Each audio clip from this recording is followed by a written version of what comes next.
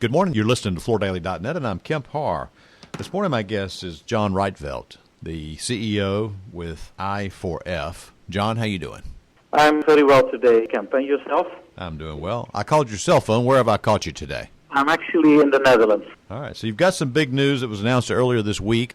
There's 3 companies in this flooring industry that have intellectual properties. Obviously, there's more than that, but 3 big companies that are recognized for it. And it's Välinge and Unilin and your company, I4F. You guys have agreed to settle a lot of the arguments that have been going on. If you talk about the type of patents that exist out there, you can put in like 2 or 3 buckets. There's locking systems, there's compositions or construction layers, and then there's kind of smaller ones like embossed and register and bevel design and things like that. So basically, the 3 of you have decided, hey, we're spending a fortune fighting these things amongst ourselves, and we're just going to settle and stop this, right? That is absolutely correct. Mm-hmm. Can you give us a little bit of a historic perspective on this? Yeah, it's clear that I4F, as newcomer 6 years ago, was trying to make its road into the flooring industry with its IP. It was also clear that I4F during that period has been challenged by the 2 licensors who were in the market at the time we entered. And that has resulted in an enormous amount of legal procedures over the last 6 years.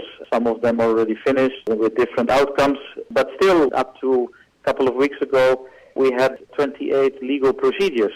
And that went from infringement, nullity actions, oppositions, ITC, name it, but a lot of those legal procedures. And the question, of course, has been, is that a model which is helping the market? A lot of focus actually on the legal side instead of looking at innovations and how to sell more and how to get better mixes in the sales process.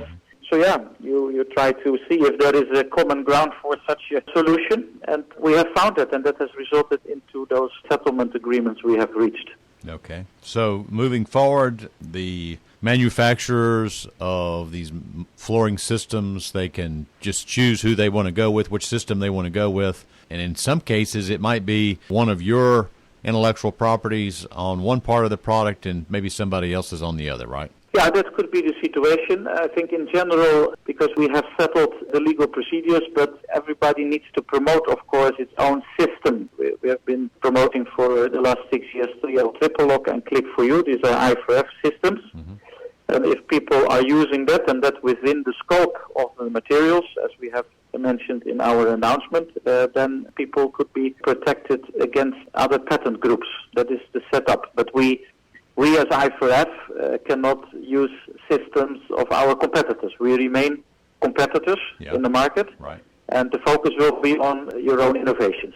I remember at Domatex, Germany, seeing your people demonstrate your drop lock system, which seems so simple compared to some of the other locking systems, and it was through a very creative bulge in the tab that allowed it to so simply click together. So, I mean, that was huge innovation, and I guess the arguments came about because it displaced some of the more traditional relationships, right? Yeah, absolutely, because I think at the end that has also resulted in our position as we have it today, which has, gladly for us, became stronger and stronger, is that a lot of customers liked the system. It functioned very well, and I agree with you. Most of the good innovations are very simple, but at the same time, it's the little detail that makes the difference. But of course, that has put us in the market position where we stand today.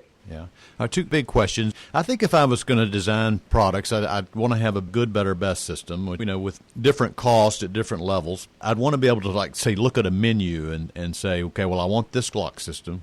And I want on this level of product, I don't need embossed and registered or this type of bevel system. So I'd like to be able to buy off a menu. Is that possible today? Yeah, that's possible. That will also be possible in the future. Of course, how everyone acts in the market is their own responsibility. So you know how you deal with the structure of your IP and the way how you market it and price levels and everything else. That is, of course, an individual responsibility. And as you understand, Kemp, competitive information. But it is clear that even with a settlement, innovation doesn't stop there. It only starts. So we hope we can add a lot to our menu going forward. You also know that we have several partnerships concluded over the last 24 months. Yeah, and it has brought also very specific IP and innovations. We're very excited about it. You will see some of those innovations on the shows in the first quarter. Mm-hmm. So clearly, I think the big winner of this overall settlement is, of course, the market, the customers, because they don't need, to worry anymore what they use or, what they sell, but they can focus on taking what they think is the best or what can help them to sell more. And that freedom of choice, as you know, has been in our vision from the start. And I'm happy been able to contribute to that, to a solution. Mm-hmm. And of course, I'm also happy that our competitors have a similar view on the future. Yeah. So things have been like they have been, but we have a new future in front of us.